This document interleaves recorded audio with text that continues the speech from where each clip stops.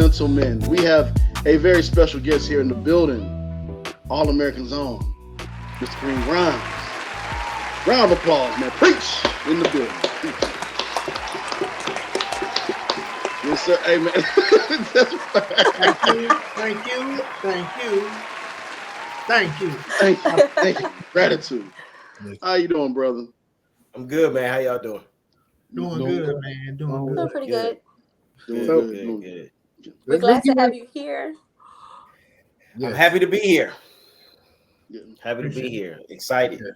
That's that Akeem right there coming to me. I'm very happy to be here. I am very happy to be here. Very happy to be here. Oh man. Now, you originally from LA, or where you originally from? Yeah, I'm born and raised in Inglewood, California. I grew up right around a corner from the Forum where the Lakers used to play. So I'm like really from LA, homegrown. Nice. So when did that acting bug hit you? Like what got you really wanting to pursue this dream? Well, when I was younger, I would always, family functions. My mom would have friends over. So I used to watch a lot of TV. So there was a comedian named Flip Wilson. And, that's somebody that I, made me laugh. And he did so many characters. So I started to do that in front of my family. And my cousin started calling me Baby Flip. And I was like, all right, this is something that, I feel I can do. And there was a trip when I was in elementary school, and we went to the set of a show called Amen. And that was at Paramount Studios. And I'll never forget it. Like, I watched the show, but to actually walk on the lot and see the actual set, that really that resonated with me, and I was like, "Oh yeah, I definitely want to do this." So I started young. We're talking about maybe 7, 8 years old. That this is something that I wanted to do. Nice. Hey man, I remember that show. Turn on the lights of heaven, Lord. Shine on me. Man, did you get a chance to meet Sherman Hemsley himself, or? You know what? No, I met Riley. Riley was on the remember the old man? He was the deacon. Yeah. So, okay. So that's who I saw, and I was like, oh wow, this is amazing. So yeah, that's cool. Memories from my past, man. That's treasured memories from my past, man. For sure. That is dope, man. So we seen you, done some voiceovers too. Any interest in doing like video game, cartoons? Anything like that? I mean, my first video game was this. It was called Film Noir. A long time ago. That was kind of like my first introduction to video games. And it was fun. And I kind of took a break because I didn't have a voiceover agent. I think I got that through my regular agent, television film agent. And it wasn't until I did a 24-hour fitness commercial, which is probably one of the funniest commercials. I can't find it. They shot another version, but they didn't. They always shoot another commercial with another group of people, and I can't find it. But it was funny. So we did the commercial, and maybe like a week after we finished the commercial, they hit me up and said, "Hey, we would love for you to do a radio spot." And I was like, all right, cool. So I did the radio spot, and I think I spent maybe 20 minutes. Nice. And I was like, oh yeah, I like this. And then received checks. I was like, oh, I definitely like this. But still, I didn't know a lot about the business. And it wasn't until really I put it on Facebook that, I would love to do voiceovers, and a good friend of mine, her name was Erica. Her father owned a ad agency, and she brought me in to do some voiceovers for her ad agency. And one of them was a Honda commercial with Mickey Fax. And from there on, it was just like, all right, cool. This is something that I know I can do. And she kind of kept me busy with, work here and there. And then got a old agent who was now at a voiceover agency, hit me up, and I went in. They liked me. And, I think maybe probably within 2 weeks of signing with them, I did an AT&T commercial voiceover, and then after that, I did Buffalo Wild Wings, and I did Buffalo Wild Wings on and off for about maybe 2 years, almost 2 years. Yep. Stay working. That's what's up. Yeah. Oh, Wild Wings. I had that last night. Nice. You said what? I had that last night. Oh, okay. Some good wings. What a coincidence. Right. You're a talented artist. Any thoughts on writing your own projects? I have. It's interesting. I was doing it when YouTube there was no YouTube. You know what I'm saying? Along with my best friend, we did a bunch of products. I mean, a bunch of productions. Some of them you can find now. But I've always been about, creating stuff for myself. I have a couple of projects right now that I'm working on that I am looking to pitch as a TV show. So that's always been a part of it. I think if you're in this business, you want to encompass everything that comes in it. You just don't want to be an actor or pigeonhole yourself just to doing that. You want to be able to direct, produce, write. So yeah. That sounds cool. So besides working out, what else do you like to do to, enjoy your time off of being on set? Yeah, I mean, I love working out. For me is like top priority. I call that paying myself. I think we go through life and we're always giving of ourselves. And sometimes you look back and you be like, man, I ain't got nothing for me. What I got for me, you know what I mean? So for me, I've adopted paying myself, and whatever that is for anybody out there, whether it's meditating, whether it's listening to music, whether it's dancing, whatever it is, make sure you pay yourself before you pay anybody else. So physical activity is very good for me. Mental, I feel better. I'm able to go about my day. But I like just like chilling. I have a vintage Volkswagen bus, 23 window 1967 bus that's super dope, clean. So I'll take that out and ride out, meet up with other cats who have Volkswagens. I like going to the movies. I'm kind of really chill. Like I don't do too much, but I do enough for me. You know what I mean? So yeah. So like you go to the theaters and watch movies, just like do you have to be in? Yeah, I love to go to the movies. I love to go to movies, watch films. Big sci-fi. Any films either that I've probably auditioned for. I definitely want to see who got it, and I'm right there with you. Like every time I audition, I was like, I want to see which one of y'all. Yeah, I'll be watching. Who got it? Is that like sometimes I go in there and I'll be like, "Whoo, I dodged a bullet." Some people would say that being petty. Thank you, Lord. I do the same thing. Man, you know what? Real quick, man. It was an audition I did, and it was an audition I did, and it was for a scene. And I was like, oh man, I could have been in the scene with old buddy from The Walking Dead and this and this and this. And I read the character for it, and it was like some type of war movie. And I don't know how you are, Kareem, but I get a visualization of I'm that character when I'm reading it. And the character died within 10 minutes. Like he was supposed to be a spiritual character. And I was like, he asked a stupid question. And he said, oh, you want to know how? This how? Bow. And I was like, oh. Oh, man. I was like, oh, well, listen. for them 10 minutes, you gonna get the best performance in that scene.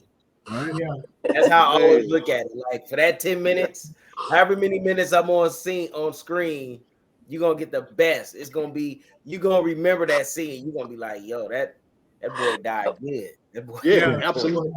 Good. The Absolutely. great 10 He minutes. fell. Yeah, He exactly. fell and then Exactly. got right back up and then Right. died again.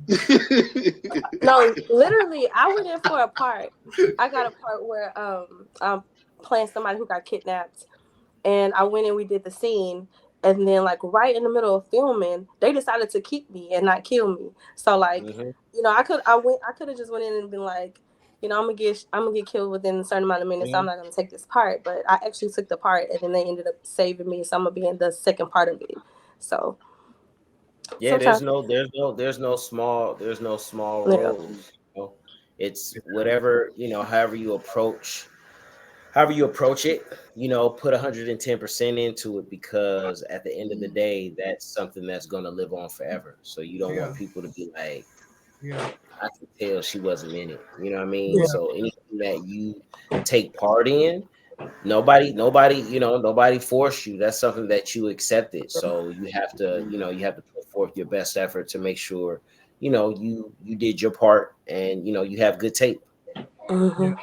Especially those emotion scenes where you cry and then they say Yeah. that was good. Now do it again. Like, oh. Yeah. A lot of people don't understand that it's very it can take a toll on you Yeah. emotionally and physically, and I think a lot of people don't understand that part of the craft, is that you may have to do that scene 2, 3, 4 times, and Mhm. you have to bring that same intensity, that same energy each and every time. I agree. Yeah. Amen. Amen again, brother. Well, let's talk about your experience on the Vince Staples show. Yeah. And I'm gonna try to do. I can't do this as good as you. Right. Don't got me. Get me. Let's talk about that character, That's brother. funny. Yeah, man, Uncle Mike. Originally, I auditioned for something else. I auditioned for, I think, a mailman part, and went on and did it. But well, let me rewind back. I've worked with Vince Staples before, so I did one of his videos that was directed by Calmatic, who I'm good friends with. And Calmatic was originally supposed to do the Vince Staples show. He told me about it. And, like I said, I auditioned for a role for the mailman. And they came back and was just like, yo, we want to know if, he would take this role as Uncle Mike. And I was just like, sure. Like, if I don't have to give you another self-tape, absolutely. And, seeing Uncle Mike reading it, it was just like, I know exactly who this is. This is my uncle. This is my Uncle Jay. This is my Uncle Daryl. All these individuals in my life wrapped up into this character. And that line, don't got me, get me, that's something that I put in there. That wasn't part of the script. That was something that I made up on the spot, and I tried it, and they just started busting up. Like Vince, we did that scene probably maybe 3 or 4 times, and Vince kept laughing. So if you really look at it, and you can see Vince really clenching his jaw. But I think one of my family members told me that, because he was like, yo, nephew, do this. And I was like, man, I got you. He was like, don't got me, get me. And I was like, I said, all right, let me put that away in my pocket, because I know it somewhere. And that was the perfect time, man. And I said it, and they all fell out laughing. And I was like, all right, and that's what I mean earlier by,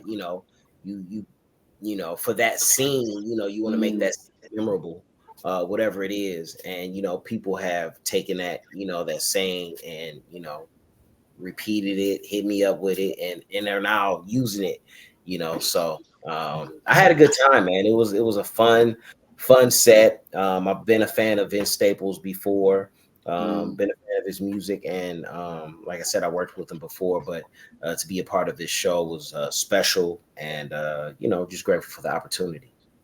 Amen, brother. Yeah. Yes. Now we know you on Boys in the Hood, SWAT, Justified, NCIS, and so much more. But like, what genre can you see yourself in, or what show do you think like, man, I want to be on that show?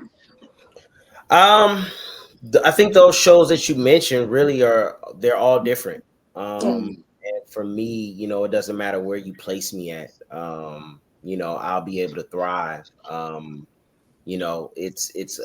like to, as a chameleon. I can do comedy, I can do drama, I can do sci-fi, I can do horror, which I've done. I don't think I've done sci-fi yet, but everything else I've pretty much done. Mhm. So, I don't box myself in just in one genre. I Yeah. want to be able to do it all, just to show my range as an actor, to be able to transform into characters and to bring something to those characters. Right. Crossing our fingers for Walking Dead or Star Trek. Star Why Wars. Star Trek? Star Wars. Yeah, Star Wars. Can you see him with the little? Yeah. Star Wars. That'll be dope. Yeah. Oh, look. That's Star Trek. That's Trekkie. I'm a Trekkie. You're Trekkie. Yeah. Now I like Star Wars. Listen, Star Wars. Listen, any sci-fi. I know I can do it for sure. Yeah. Manifestation. Mm-hmm. Now, I definitely gotta ask you this because I'm a big All-American fan, and Yes. to me, Preach has become one of the fan favorites. Just his character arc from just someone that's made mistakes in the past, and he's really had a story of redemption to giving back and becoming just what he is now, a teacher.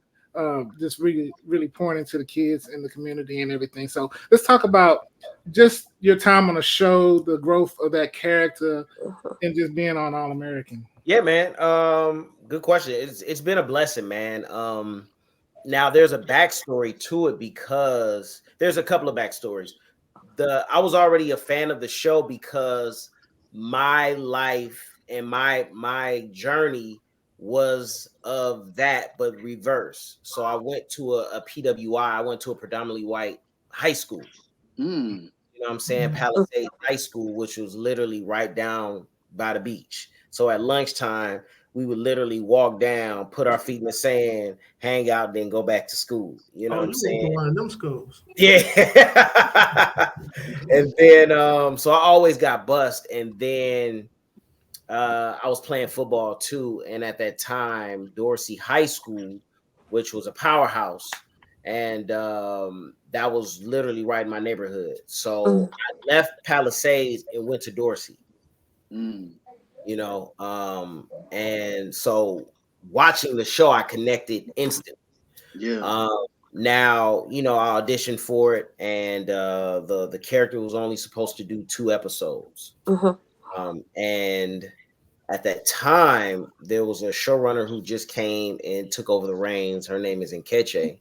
And Nkeche and I met like 10 years prior to me being on All American. She had wrote her first script for TV, which was a show called Bones on Fox. Oh yeah, love that show. And on that, I played a young man who was from Sierra Leone, who was an amputee. So that's how I met NK, because on that show, it was during flu season, but David Branna's, everybody kept getting sick. So I ended up working on that episode for like a month, probably the most money I made as a guest star. So that's how me and NK became really cool. And she saw my work ethic and what I can, what I bring to the table each and every day. And then there was a young brother who was a writer on that show. His name is Jamie Turner. And I met him probably about 11 or 12 years prior is when I did The Shield. He was a story editor on The Shield. And The Shield I had auditioned for like 17 times. And then the 17th time I ended up doing 3 seasons. And me and Jamie became cool. Now he's a writer on All American. You see what I'm saying? So now this relationship that I have with NK, this relationship I have with Jamie, they're like, oh yeah, I know Kareem. Oh, I know Kareem too. You know what I mean? So now they're like, oh, we know he's capable of doing this. Right. And I do the second episode, and this doesn't happen in the business, but NK, the showrunner, called me and was like, hey, I don't know if you read the script, but you get shot. Don't worry, you're not gonna die. We plan on keeping you around for a while. And from that point on, it was just like, all right, so that was first season, second season, third season, fourth season, fifth and sixth, and so on. And here we are. And through that, NK would come up to me and just kind of let me know what where my character was going in the story and on the show. And she said, hey, you're gonna have a daughter, and this is gonna happen, and then we're gonna make you a teacher. And I was like, oh, okay.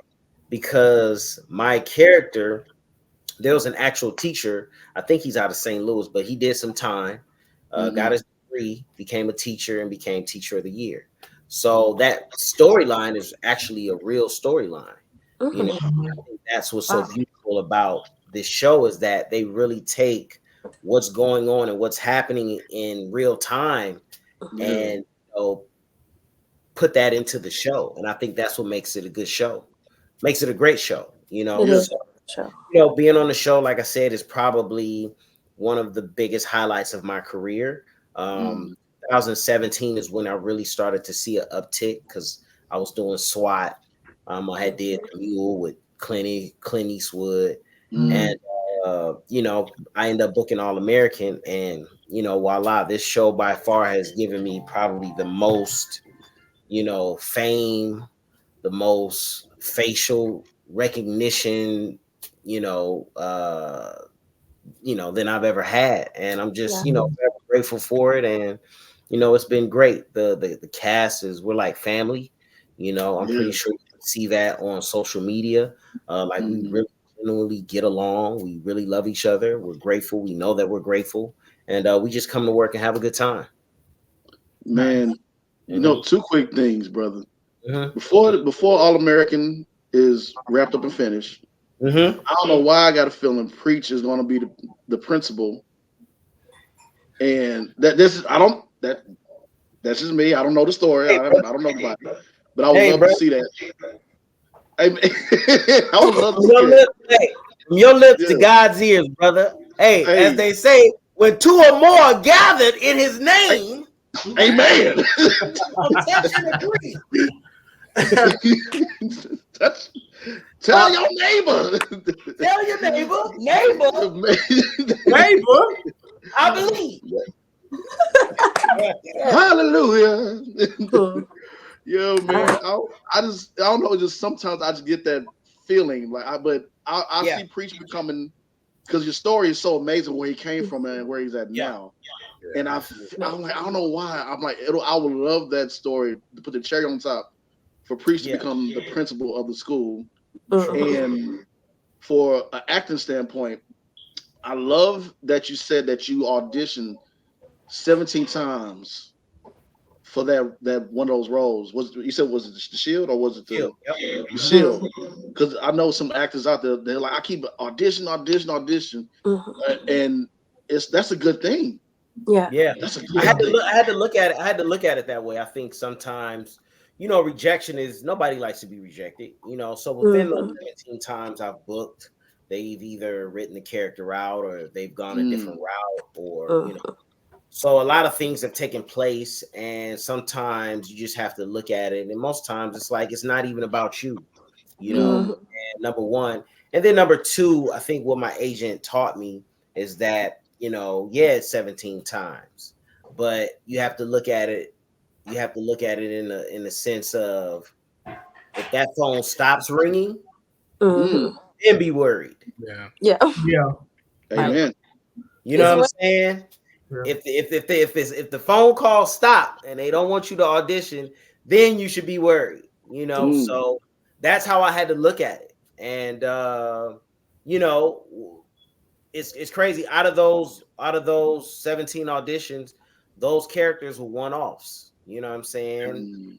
One episode and that's it. But the 17th, and this character is in 3 seasons of the Shield is just a testament of just, hey, staying consistent, doing the work no matter what, and getting rewarded for it, man. So yeah, absolutely. Right. Like you said, Yes. maximizing the opportunity. Absolutely. Absolutely. Sidney Poitier once told Denzel, he won't tell him what gig to say yes to, Mhm. but your first few gigs define the rest of your career. So how do you pick the roles that's right for you? Well, I guess for me, God had his hands on it, because my Mm, first big gig was Boys in the Hood. So mm. Right. that's the if that don't get no bigger, Yeah, Yeah. you know what I'm saying? That lives on in film history as probably the film that starts all these other films that came after it. You know what I'm saying? So, and I and that I was an extra for like a week on there. And during filming, during lunch, we're throwing the football around, and John Singleton's like, "Hey, there were there were other extra kids in that scene, but he Mhm. saw something in me and was like, yo, I'm gonna give you some lines." So here we are, but as an actor starting off, you're just trying to get your feet wet. yeah. You know what I mean? You Right. don't have really that luxury of saying no. You No. know what I mean? Right. Unless there is something that you say, hey, I don't want to do that. Right. You know what I mean? But as an actor starting off, you're just trying to get the look. You're just trying to get those looks, those opportunities to start building your resume. And I Mm, think, once you get to that point where, you have a solid enough resume and a name, then yeah, you have that opportunity to be able to, and money, mm, now you have the opportunity to pick and choose what you want to do. Right. Michael B. Jordan can pick and choose what he wants to do. Right. Denzel Washington can pick and choose what they want to do. mm. But when you're starting out, You you ain't just gonna have no trying to choice. get your feet wet. And when I started in the 80s. So the Yeah, game was way different than what it is now. There true. weren't any roles for African American or people of color, period. Right. So when it came down the pipe, it was just like, all right, you know what I'm saying? But now we're in a day and age to where, we have other creatives and people of color, producing and directing and writing, to where, now it's multiple roles. But when I was coming up, there wasn't that many roles. So you tried to, Yeah, audition and get as many as you can to start building your resume up. Right. yeah. But it's a part of the game. It's a part of you look at basketball. You look at LeBron James or just other people. LeBron James when he was a rookie, or Kobe when he came in. He didn't get all the playing time. Until he Hmm. started building up his resume to where they was like, oh, this dude is nice. And then we saw how his career played out, where Hmm. he was able to dictate certain things. Same thing with LeBron. If he only want to play 10, 15 minutes, he'll say, listen, that's all I got. Right. Yeah, right. He Yeah. do that. He can That's all I dictate. got, AD. That's all I got. That's all I got, Darwin Ham. You know what I mean? So yeah, I think just starting off, you want to get your feet wet, and and really start to build your resume and learn in the process until you get to that point where you want to start picking projects that you're really aligned with, that really mean Mm, something, that that is telling a story that you want to be a part of, that is showing or shining a light on something that people don't know about. you Right. know and I think that's the beauty about art, and what we do is that we're storytellers. yeah, love that. Storyteller, storyteller. I love that right there, man. So tell us this. What's what's one way you would help your community, or what's something that you would love to do to give back if you could? Oh, I've been giving back as long as I can remember, man. That's just in me, man. I was raised to give back. I've been feeding the homeless for 14 years with a nonprofit called My Friend's House LA.org. We're right in the heart of downtown Los Angeles. And a good friend of mine, Tiffany Rose, she is the founder. And um, I met Tiffany through the business. She was a writer.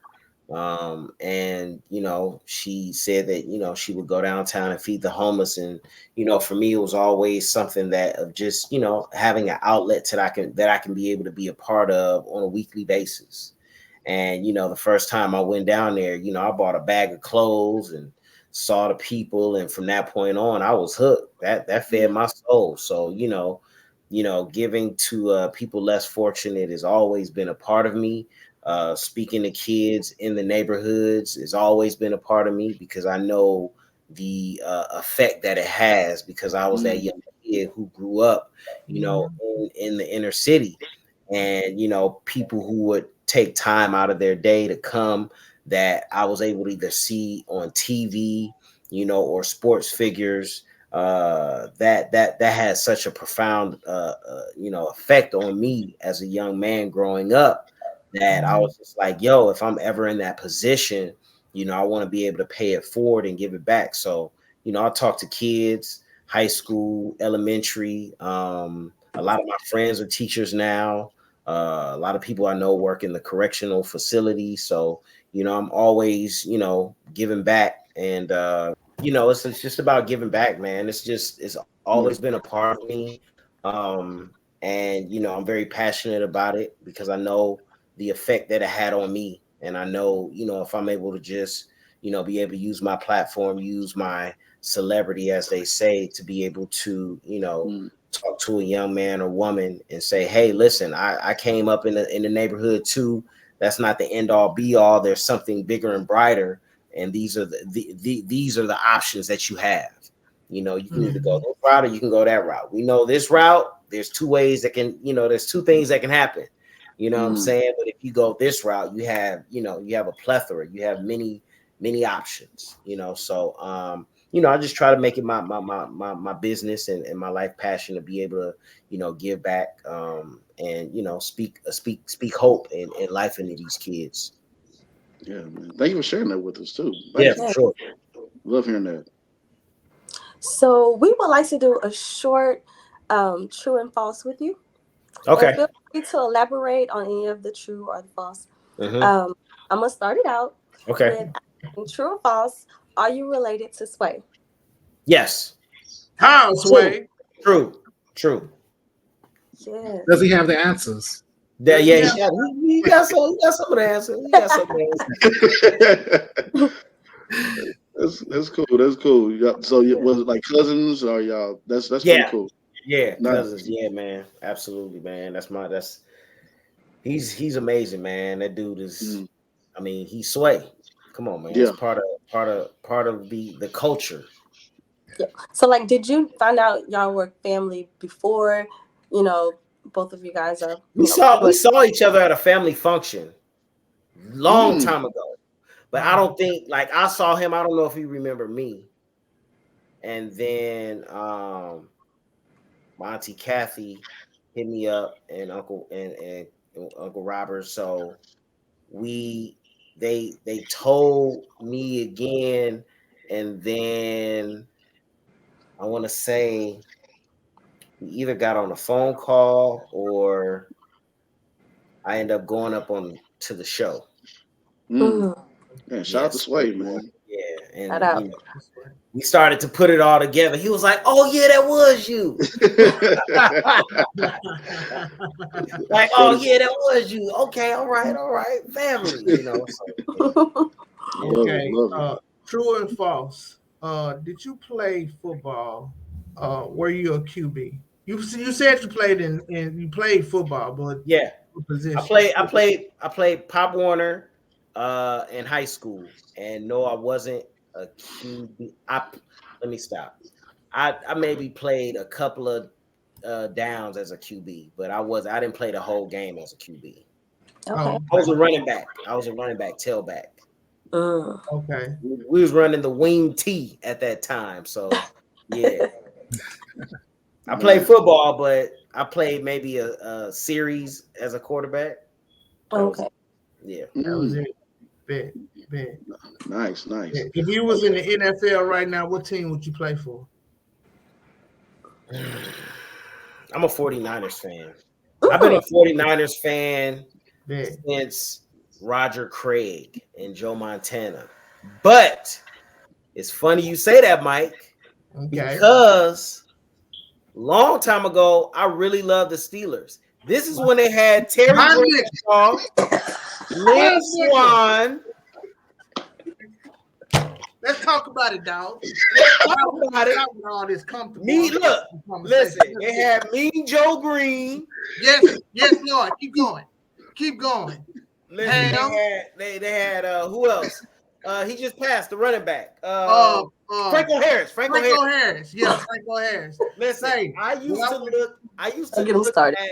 Remember, I probably date myself.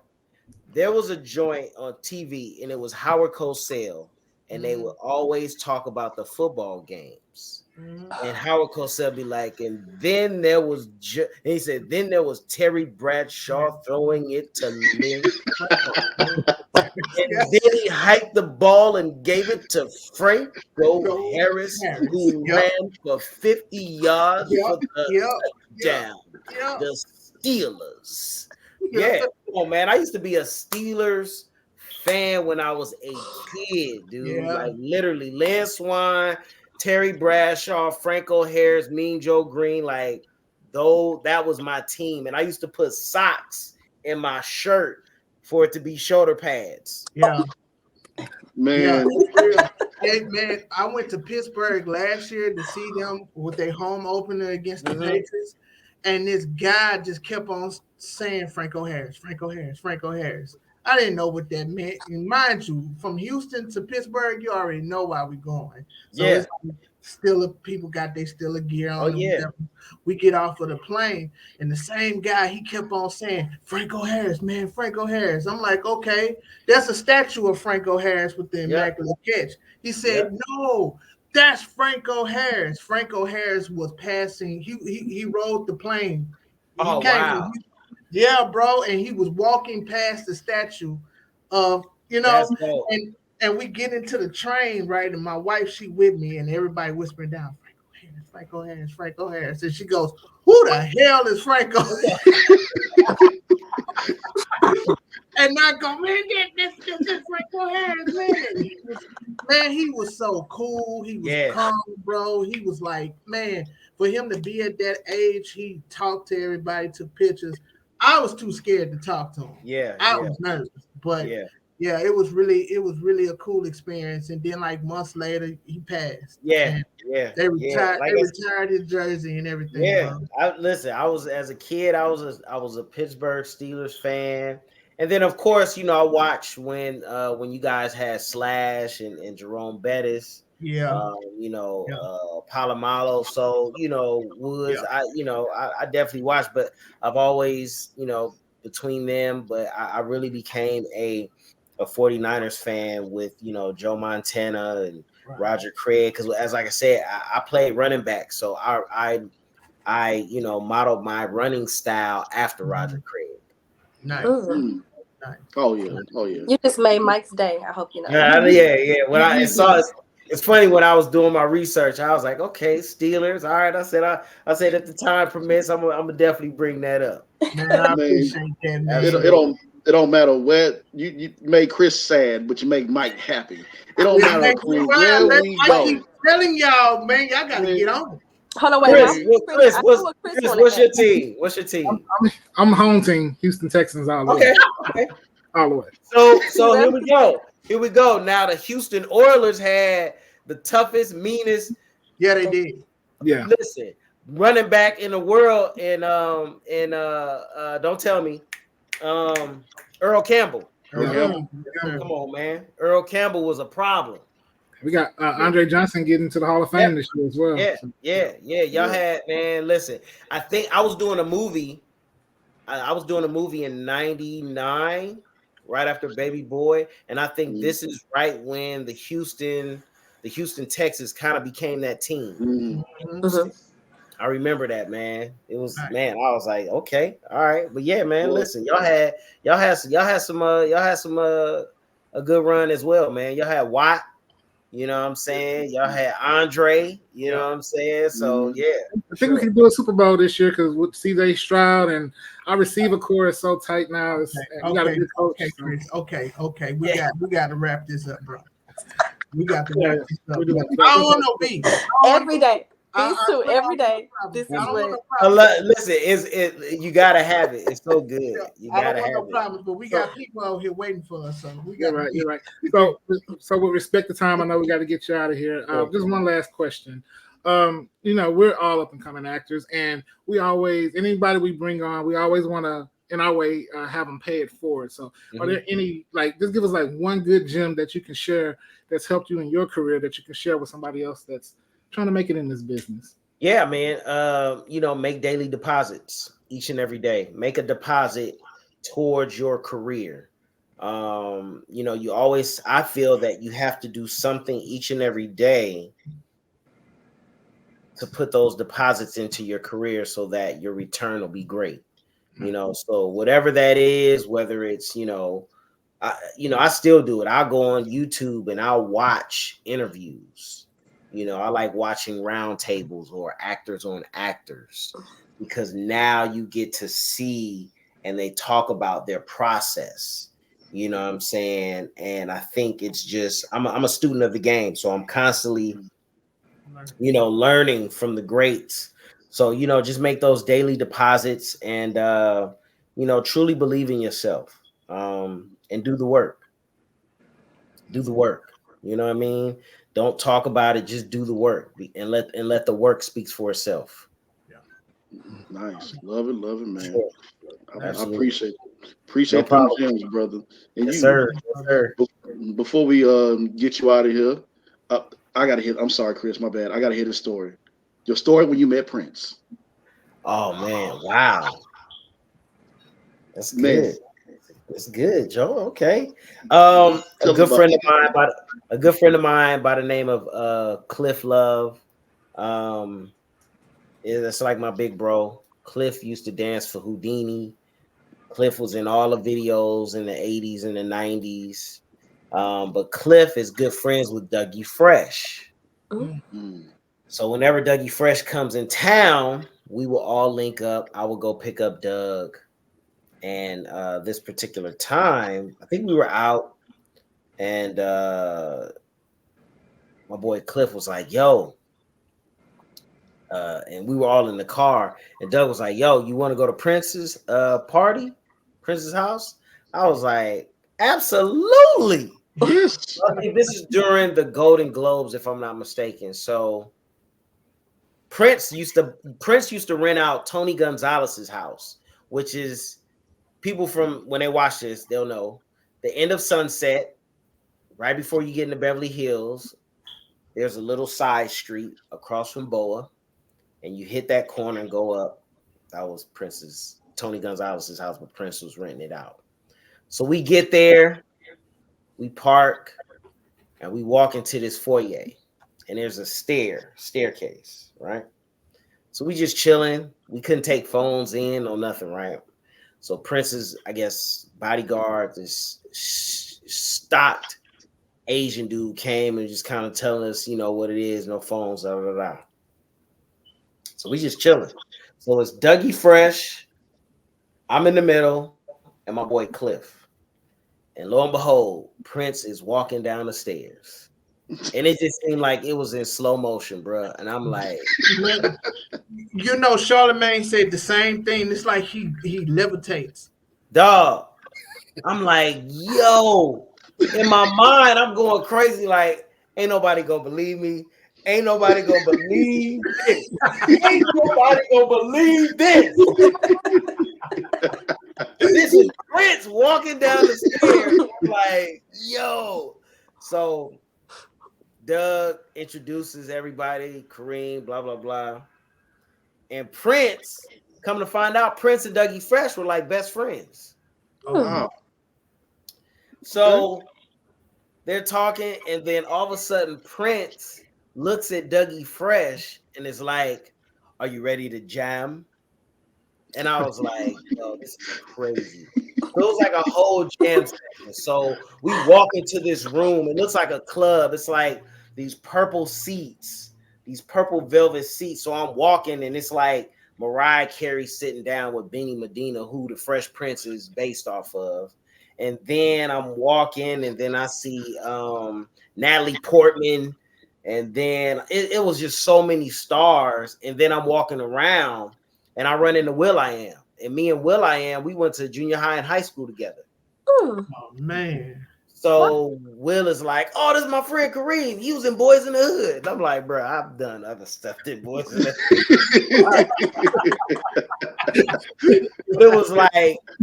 It was star-studded, man. And literally, I'm just standing there, and it's a whole jam session. And it's Dougie Fresh, it's Prince. And I think at that time, Prince was he had this young lady named Tamar, not the Braxtons, but another girl that he had signed, and they was just doing a jam session. And I think I want to say Erykah Badu was there. But it was like, it was just one of those things, one of those nights, just like, ain't nobody gonna believe me. And then when we leave, Jamie Foxx is walking up. Bro, you gotta keep that to yourself. Ain't nobody gonna believe that happened. I said, dog. Yeah, right. Nobody would not believe it if I said it, bro. It was just like, yo, this is one of those nights that you definitely cherish and be like, yo, I was really in the presence of some great individuals, some great entertainers. Yeah. Thank you for sharing that with us. Yeah, absolutely. Like, yeah, Kareem said, "Hey, I met Prince and Jamie Foxx." Man, you mean no Kareem, no right? No Jamie Foxx. That kind of night you ask God, like, I must did something right. Yeah, for real. Yeah, like literally, I've been a part of some pretty dope things and been in the presence of some really amazing people. So it's been a blessing, that's for sure. Man, brother. Appreciate you again so much, Kareem. Tell the audience where we can follow you at, and tell them what time we can watch the for sure. Kareem Grimes across the board, Instagram, X, Twitter, what else? I think I'm on TikTok, Snapchat, Facebook, Fanbase. I'm on all. But yeah, you can we're back for our 6th season on All American. We come on Mondays. Definitely tune in. I think check your local listings. I know we come on 8:00 on the West Coast. So definitely stay tapped in. This is gonna be amazing. Season 6. We got some really good stuff. And if you guys miss it on Monday, download the CW app, which is free, and you can watch the episodes the next day. I don't know when we're going to be on Netflix. When we're on Netflix is probably what happens is once the last episode airs on TV on CW, maybe a week later, it goes on to Netflix. So, don't wait till Netflix. Tap in every Monday. The Netflix is just the cherry on top because you can be able to stream it, all the way. So, make sure if you haven't watched the Vince Staples Show, make sure you guys watch that on Netflix and give it a thumbs up. Yes, sir. There you have it, ladies and gentlemen. Kareem Grimes, aka Preach, in the building. AKA Kinfolk. All the Steelers fans, they're my kinfolk. Yeah. We go to Comic Palooza. We go everywhere. We got people guests coming on the show. Man. There it is, man. There it is, man. Indeed.